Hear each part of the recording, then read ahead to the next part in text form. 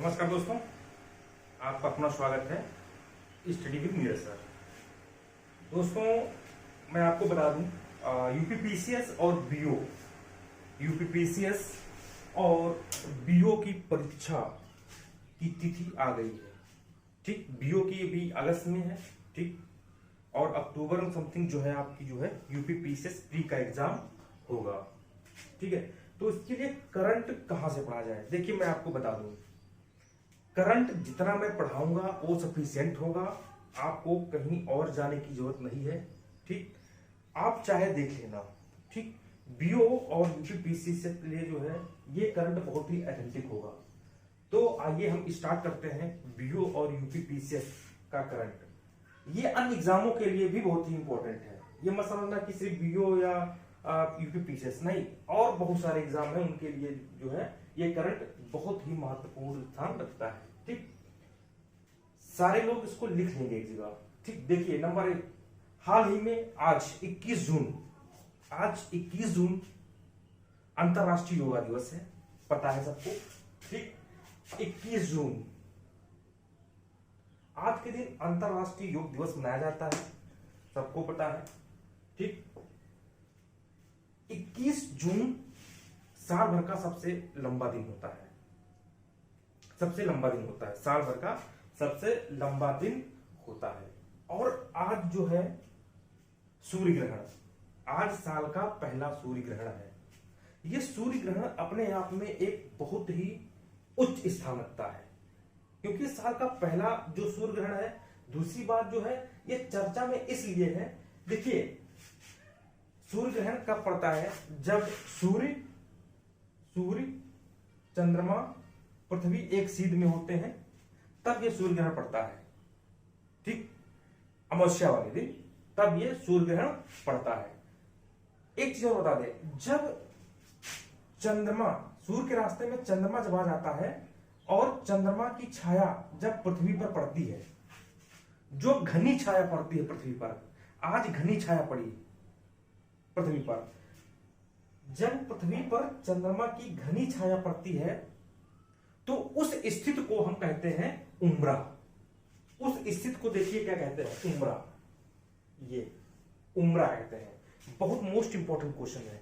ठीक है, उस स्थिति को जब चंद्रमा की जो है घनी छाया पृथ्वी पर पड़ती है तो उस स्थिति को जो हम उम्रा कहते हैं। और जब पृथ्वी पर चंद्रमा की कम घनी छाया, ठीक है, पड़ती है तो उसे हम कहते हैं पेनम्ब्रा।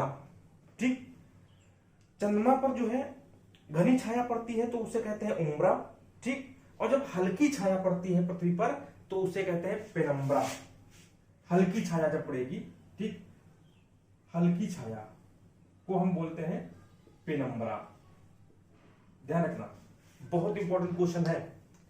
घनी छाया को उम्रा और हल्की छाया को पेनम्ब्रा।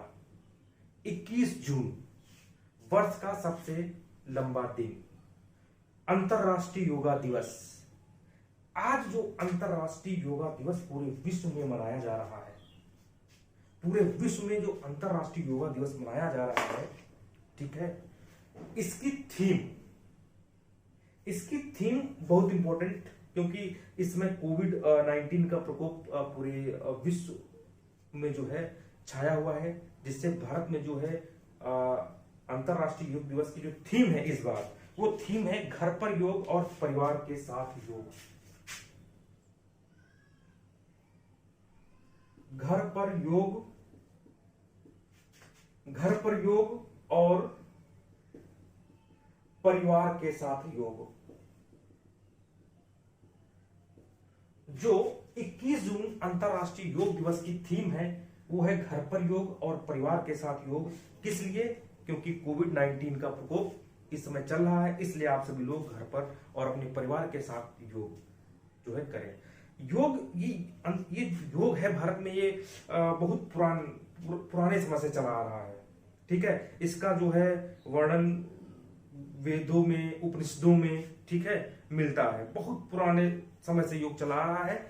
ये 2014 में प्रधानमंत्री नरेंद्र मोदी ने संयुक्त राष्ट्र में जो है यूएनओ में ये रखा था कि जो योग से जो है सारे लोग स्वस्थ रहेंगे, ठीक, और 21 जून को जो है पूरे विश्व में योग दिवस मनाया जाए।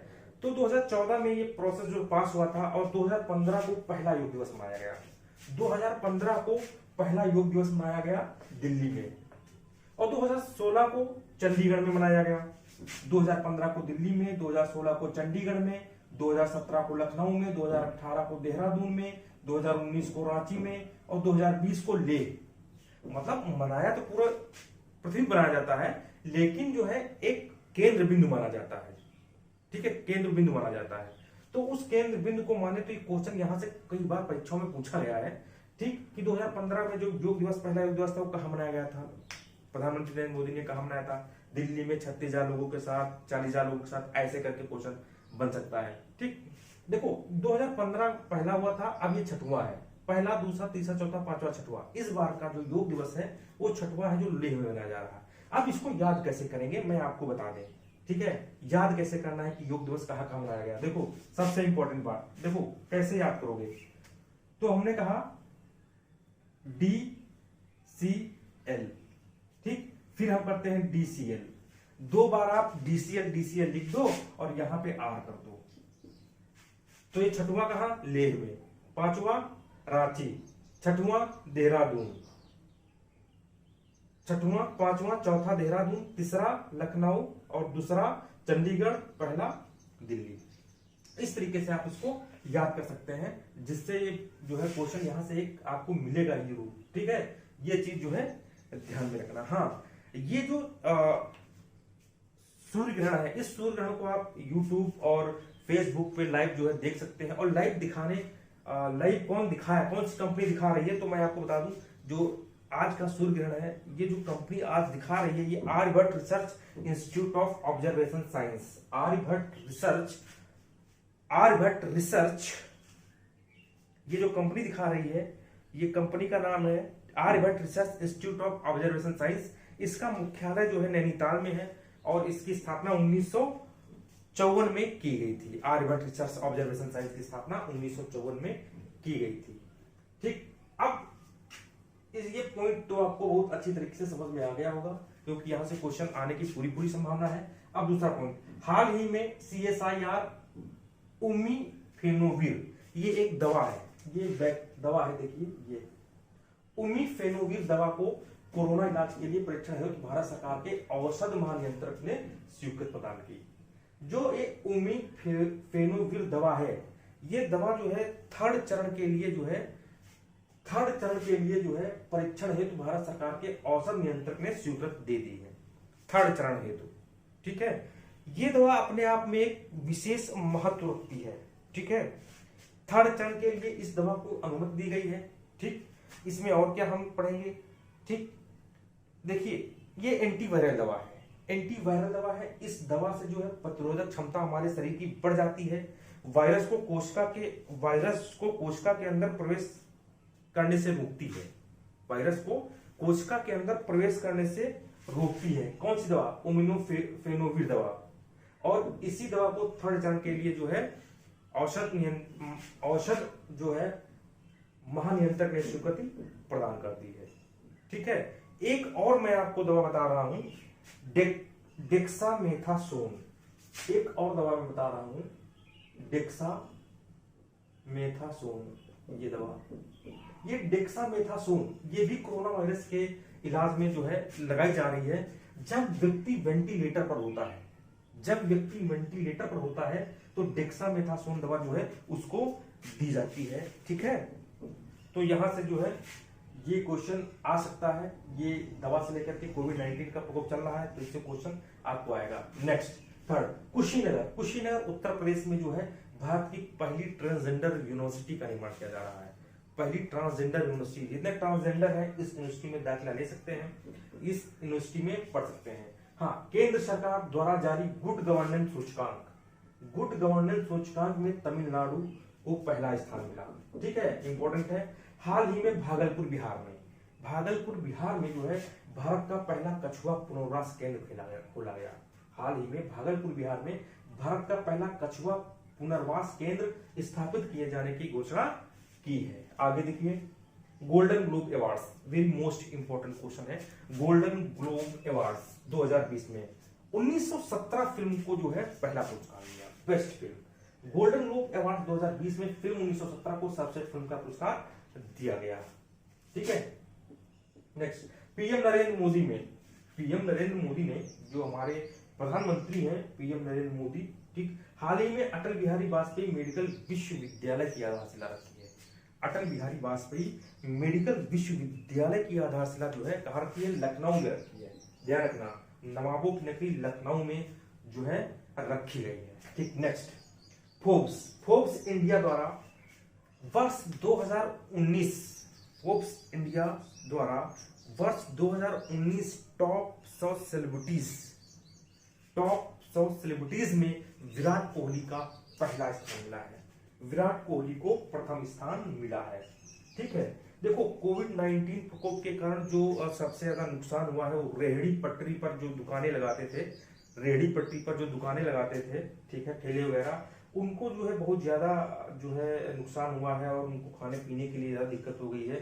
तो उनको पुनः जो है अपने रोजगार को स्थापित करने के लिए सरकार ने, ठीक है, केंद्र सरकार ने एक योजना बनाई है, पीएम स्वनिधि योजना, प्रधानमंत्री स्वनिधि योजना। इस योजना के अंतर्गत जो है किसानों को 10,000 रुपया जो है एक वर्ष के लिए दिया जाएगा। किसानों को 10,000 रुपया एक वर्ष के लिए दिया जाएगा।